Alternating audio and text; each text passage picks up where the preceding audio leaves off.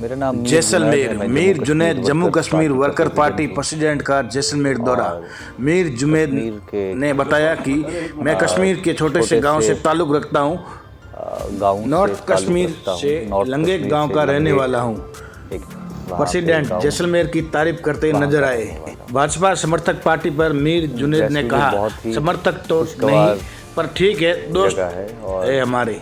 धारा जैसलमेर 370 में जो अभी 35 तक मैंने देखा, कश्मीर एक फाइल्स मूवी सबसे पर भी कुछ कहते नजर आई प्रेसिडेंट। बढ़िया जो बात है डेलिमिटेशन यहाँ की चुनाव को जगह लेकर की, भी वो तोड़ी चुप्पी। ये है कि जम्मू यहाँ का कश्मीर में हो pluralism रही हत्याओं पर भी और कहा। जैसलमेर मीडिया द्वारा multiculturalism सुरक्षा दी जाने पर जिंदा है वह जम्मू और कश्मीर वर्कर्स पार्टी के बारे में भी इकोनॉमी है, कम्युनल जानकारी ली हार्मनी गई। है, कश्मीर फाइल जो मूवी कि की पूरी आजकल सच्चाई के टाइम में क्या बहुत है, ही कम देखने को मिलती है। वास्तव में उस तो समय इस जगह में वो कौन सी बहुत सरकार ही थी, कांग्रेस पॉजिटिव या वाइब बीजेपी या कोई अन्य सरकार? समर्थक देखिए तो विशेष नहीं है, रिपोर्ट बट ठीक तनराव है। सिंह जैसलमेर। अभी आप देखिए कि कश्मीर इकोनॉमिकली सेंटर पे डिपेंडेंट है और सेंटर में अभी एनडीए, कल यूपीए होगी, फिर कोई और पार्टी होगी। दोस्त बनाने में कोई हर्ज नहीं है और हमारे दोस्त है, but that does not primarily mean that we subscribe our ideology to BJP. तो 370-35 से बेसिकली पहले मैं ये कहूँ कि जब कई तरह के लोग ये कहते हैं कि भाजपा ने 370-35 से हटा के गलत किया, मगर मेरा उनसे एक हमेशा सवाल रहा है कि 370-35 ए 90% हमारे लोगों ने ख़त्म किया था। 370-35 ए तब ख़त्म हुआ था जब शेख मोहम्मद अब्दुल्ला ने चीफ मिनिस्टेरियलशिप एक्सेप्ट करी थी ओवर प्राइम मिनिस्टेरियलशिप। उसके बाद यही शेख मोहम्मद अब्दुल्ला दिल्ली आए और इंदिरा गांधी के साथ अकॉर्ड किया, तब आर्टिकल ख़त्म हुआ। फिर 45 अमेंडमेंट्स तरमीमें करी गई आर्टिकल की, which are not known to general public. Article की जो बुनियाद थी तब ख़त्म हुई। फिर महबूबा और जी की सरकार आई, मुफ्ती साहब की सरकार आई, उन्होंने जीएसटी लाया, लैंड ग्रांट बिल लाया, भाजपा को इंट्रोड्यूस करने वाले वही लोग हैं। तो 90% आर्टिकल का खात्मा हमारे ही लोगों ने किया है। 10% जो कुछ बचा कुचा था वो भाजपा ने ख़त्म किया। इससे ये हुआ कि जो सियासी दुकानें चल रही थी झूठ फरेब की, जिसमें नेशनल कॉन्फ्रेंस की ऑटोनॉमी की दुकान चल रही थी, पीडीपी की सेल्फ रूल की दुकान चल रही थी, अलगाववाद की ये जो प्लेबिसाइट रेफरेंडम आज़ादी की दुकान चल रही थी, उन दुकानों पे ताला लग गया।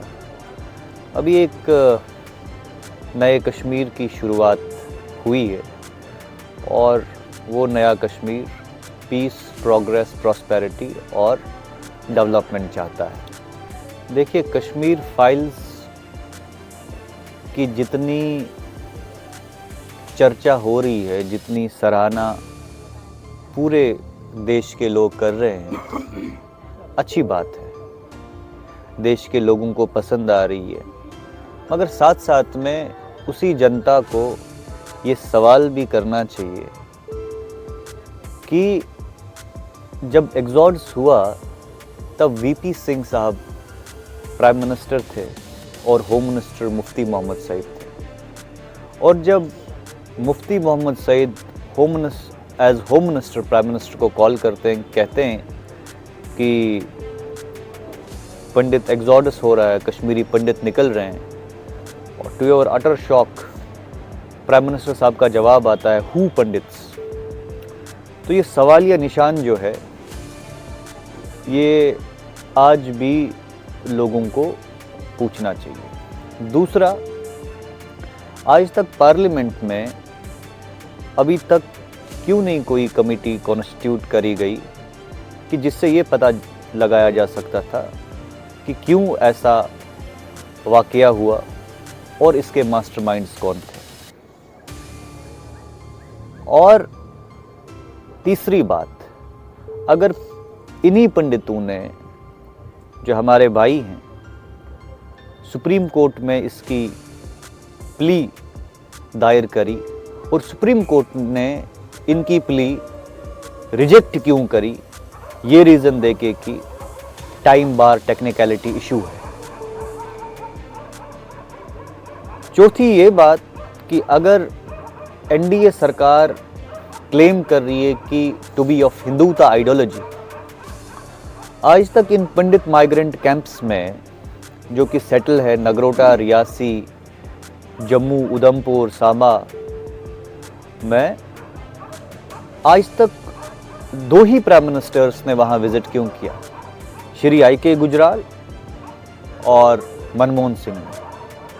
प्राइम मिनिस्टर साहब जो हमारे हैं वो इतने सालों में वहाँ क्यों नहीं गए, ये भी सवालिया निशान है। ये जो है कि जो भी ये मूवी देख रहा है, तारीफ तो ठीक है, अच्छा है, हकीकत सामने आ रही है, मगर हकीकत सामने लाना ही प्रॉब्लम का सलूशन नहीं है। प्रॉब्लम का सलूशन इन चीज़ों से, देखिए, डॉक्यूमेंट्री के तौर पे पेश किया जा रहा है और जो उस टाइम चीज़ें हुई वो दिखाई गई, ठीक है, हम इस चीज़ की बहुत ही सराहना करते हैं। बहुत अच्छा काम किया है कि पूरे दुनिया के सामने जो है कि जो इस चीज़ को लेके मुलविस थे, मैं ये भी कहूँगा कि इसमें पूरे कश्मीरी मुलविस नहीं थे। It was a small bunch of people जिनके अपने वेस्टेड इंटरेस्ट्स थे और अपने वेस्टेड इंटरेस्ट्स के लिए उन्होंने कश्मीरी पंडितों के साथ ऐसा सलूक किया। मगर ये रातों रात नहीं हुआ, ये 1971 से इस चीज़ की प्रिपरेशन चल रही थी।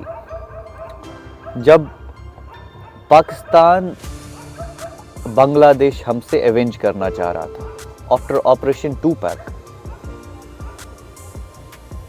जमात इस्लामी को इंस्टीट्यूशनलाइज किया गया कश्मीर के अंदर। उस इंस्टीट्यूशनलाइजेशन का नतीजा हमें 3 दहाइयों के बाद देखना पड़ा। अगर रातों रात ऐसी चीज़ तो पहले नामुमकिन है, और मैं समझता हूँ कि it was a political compromise and it was a pathetic compromised state machinery। उसी के बाद अगर आप क्रोनोलॉजी ऑफ इवेंट्स समझेंगे, एग्जॉडस के बाद होम मिनिस्टर जो तब के थे मुफ्ती मोहम्मद सईद, उनकी बेटी किडनैप होती है, और बेटी किडनैप जब होती है तो डिमांड किया जाता है कि मिलिटेंट्स को, टेररिस्ट्स को रिलीज किया जाए। It was all pre planned, kidnap कुछ नहीं हुआ था, ये आफ्टरमाथ सीक्वेंस चल रहा था चीजों का।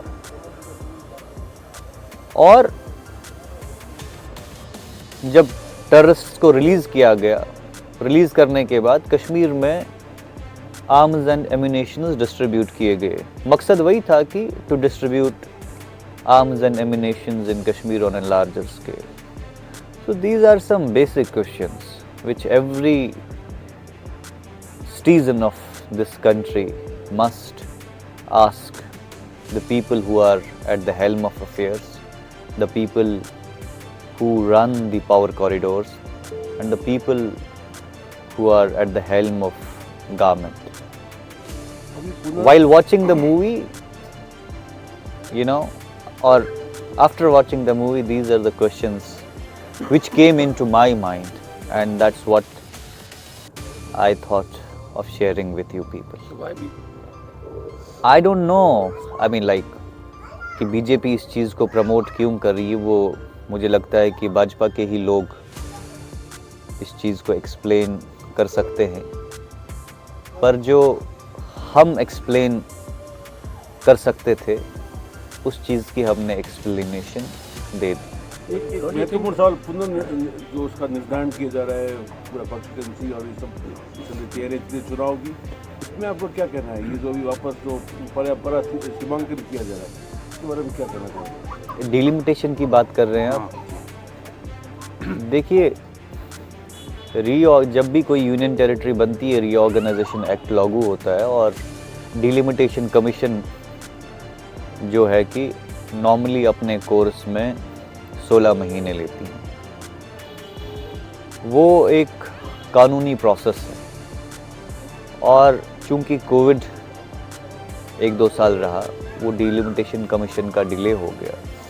अभी कोविड की उतनी रिस्ट्रिक्शंस नहीं है, जमहूरियत बहाल करनी है और हम एक जमहूरी मुल्क है, जमहूरियत पे यकीन रखने वाले लोग हैं और जमहूरियत को बहाल करने से पहले डिलिमिटेशन कमीशन को अपना रिपोर्ट सबमिट करना था। चूँकि रिपोर्ट सबमिट हुआ है, अभी पब्लिक डोमेन में है, ऑब्जेक्शंस फाइल हो रही हैं और मुझे लगता है कि इस साल मई जून तक या नेक्स्ट ईयर तक चुनाव होंगे और कश्मीर में बाकायदा जो है कि लोगों की चुनी हुई सरकार आएगी। देखिए, पाकिस्तान अपने नापाक इरादों से तो कभी बाज नहीं आ सकता है और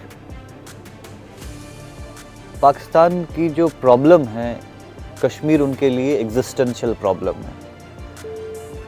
अगर कश्मीर में pot of violence continuously burn नहीं होगा तो उनको दुनिया को बेचने के लिए कुछ है नहीं।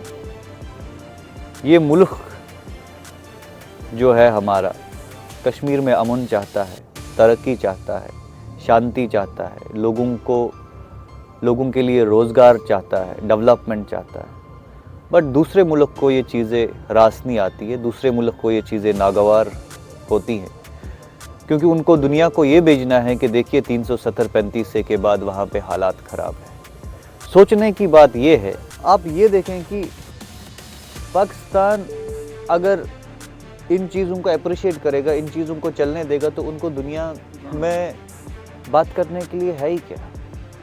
इसलिए ये सारी चीज़ें कर रहे हैं, लोगों को मार रहे हैं, लोगों को कत्लो गारत कर रहे हैं, चुने हुए लोगों को जो है बंदूक की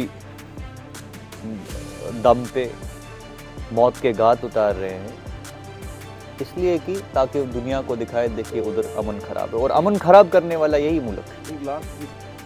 देखिए, जो पाकिस्तान कश्मीर में अच्छा काम करें, जो कश्मीर में इस मुल्क की जमहूरियत को लेके इन्वेस्ट करें,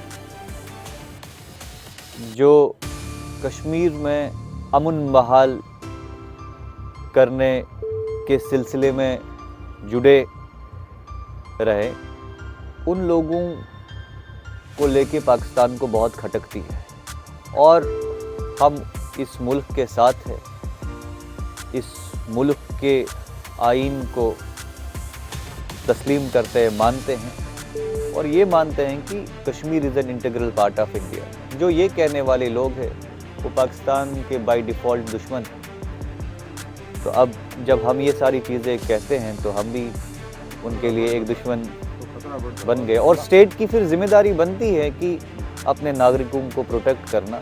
अब ये स्टेट को मालूम होगा कि मुझे कितना खतरा है और जो सुरक्षा जांच एजेंसीज होती हैं या जो स्टेट के अपने सिक्योरिटी पैरामीटर्स है, उनने देखा होगा कि इसको कितना खतरा है, तो सिक्योरिटी उस हिसाब से प्रोवाइड करिए। देखिए, जम्मू कश्मीर वर्कर्स पार्टी का जो मंशूर है, हमारा एजेंडा है कि हम जम्मू कश्मीर को ट्रांसफॉर्म करें world class socio economic political movement. हम कोई ऑटोनॉमी नहीं मांगने वाले हैं, हम कोई सेल्फ रूल मांगने वाले लोग नहीं हैं, आज़ादी मांगने वाले लोग नहीं हैं। हम इस मुल्क के साथ हैं, इस मुल्क की जमहूरियत के हक में है और कश्मीर में अमन चाहते हैं, डेवलपमेंट चाहते हैं, कश्मीर को ऊंचाइयों तक लेना चाहते हैं।